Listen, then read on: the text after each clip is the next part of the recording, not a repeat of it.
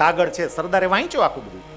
વાંચી જવાહર એમ કીધું હતું કે ફાડીને ફેંકી દેશે, પણ સરદાર સાહેબે ફાડીને ફેંકો નહીં, પાછો કાગળ વાળી અને હળવેકથી એમને પાછો લોર્ડ માઉન્ટ બેટનને આપી દીધો. મારી સહી રહેવા દો. પછી લોર્ડ માઉન્ટ બેટને પોતાના ખિસ્સામાં એ કાગળ મૂકી દીધો અને સરદાર સાહેબ આરે એ વાત કરે છે. સરદાર સાહેબને લોર્ડ માઉન્ટ બેટન એ વખતે એવું કહે છે કે મેં તમારા જેવો રાષ્ટ્રભક્ત મારી જિંદગીમાં નથી જોયો. આ લોર્ડ માઉન્ટ બેટનના શબ્દો છે, મારા શબ્દો ના નહીં. દેહરાદૂનમાં કે તમારા જેવો માણસ, તમારા જેવો રાષ્ટ્રભક્ત, તમારા જેવો પવિત્ર માણસ, તમારા જેવો પ્રામાણિક માણસ, તમારા જેવો ચારિત્રશીલ માણસ મેં મારી જિંદગીમાં નથી જોયો. અને મને એક ઈચ્છા છે કે અહીં બ્રિટનમાંથી જતા પહેલા હું ભારતનો વાઇસરોય છું. પ્રોટોકોલ નડે પણ મારે બધાય પ્રોટોકોલ મૂકી અને તમને ભેટવું છે. લોર્ડ માઉન્ટ બેટન સરદાર પટેલને ભેટે છે. લોર્ડ માઉન્ટ બેટનની આંખો એ વખતે ભીની, બ્રિટિશનો અધિકારી પણ સરદારની પ્રતિભાને કારણે એની આંખો ભીની થઈ જાય છે.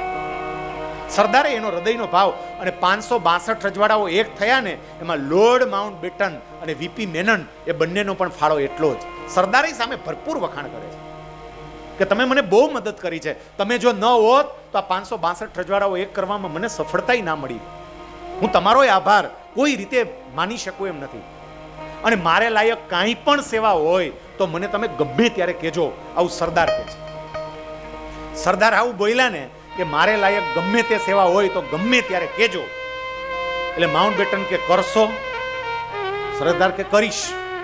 પાક્કું કરશો? કરીશ. ફટ કરતો પોતાના ખિસ્સામાંથી ઓલો કાગળ કાઢીને આમાં સહી કરી દીધી. સરદારે કાગળ લીધો અને પછી માઉન્ટ બેટનની સામે જોઈને કે આ એટલું બધું અગત્યનું લાગે છે તમને? માઉન્ટ બેટન કે હા, આ છેલ્લી બાબત છે મારી ભારત છોડતા પહેલા. સરદાર સાહેબે લોર્ડ માઉન્ટ બેટનની પેન લીધી, એની પેન લઈ અને કાગળ ઉપર સહી કરી દીધો. જાઓ. લોર્ડ માઉન્ટ બેટન એટલા રાજી થયા છે, બીજી વખત સરદારને ભેટ્યા પ્રોટોકોલ મૂકીને. લોર્ડ માઉન્ટ બેટન ભારતમાં કોઈથી સૌથી વધારે પ્રભાવિત થયા હોય તો એ સરદાર અને ગાંધી. આ બંનેથી બહુ જ પ્રભાવિત થયા હતા. એક સમય તો એવો આવ્યો હતો કે સરદાર અને જવાહરલાલ નહેરુ વચ્ચેના મતભેદો એટલા બધા વધી ગયા, નક્કી થયું કે બેમાંથી કોઈ એક રાજીનામું આપે. આટલે સુધીની વાત વણસી ગઈ. સરદાર સાહેબ જવાહરલાલ નહેરુને મળીને એવું કહે છે કે જવાહરજી, તમે સત્તા સંભાળો, મારી જરૂર નથી, હું રાજીનામું આપી દઉં છું. સામે જવાહર એવું કે ના સરદાર, તમે સત્તા સંભાળો, હું રાજીનામું આપું છું. બે વચ્ચે બહુ મતભેદ. અને એ વખતે ગાંધીજી લોર્ડ માઉન્ટ બેટનને મળે છે અને લોર્ડ માઉન્ટ બેટનને મળીને એવું કે આ બેમાંથી કોઈ એકે રાજીનામું આપવાનું હોય તો કોને રાજીનામું આપવું જોઈએ?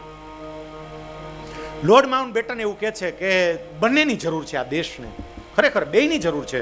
હું સ્પષ્ટપણે કહું છું, જવાહરની જ જરૂર છે, જેટલી જરૂર છે એટલી સરદારની જરૂર છે, બેયની જરૂર છે.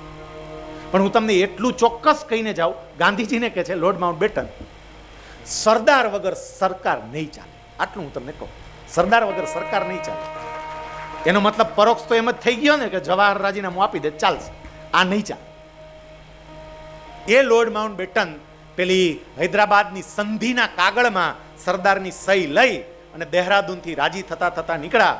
સરદારની સાથે ત્યાં જે વ્યક્તિ હતી એને સરદારને કહ્યું કે સરદાર સાહેબ, તમે ના પાડતા હતા ને સહી કરી દીધી ને? સરદાર કે સહી કરી છે, કાચો કાગળ છે ને, એને પાકો થવા દે ને, ઓલો નિજામ સહી નહીં કરે, મને ખબર છે, થવા દે પાકો કાગળ. દિલ્હી આવ્યા, પાકો દસ્તાવેજ કર્યો અને પાકા દસ્તાવેજમાં હવે પાછી નિજામની સહી લેવાની હતી અને એ વખતે નિજામે સહી કરવાની ના પાડી કે હું સહી નહીં કરું. કેમ? તો કે કાસિમ રિઝવી છે એ ના પાડે છે. ઓલો સંગઠનકાર જે હતો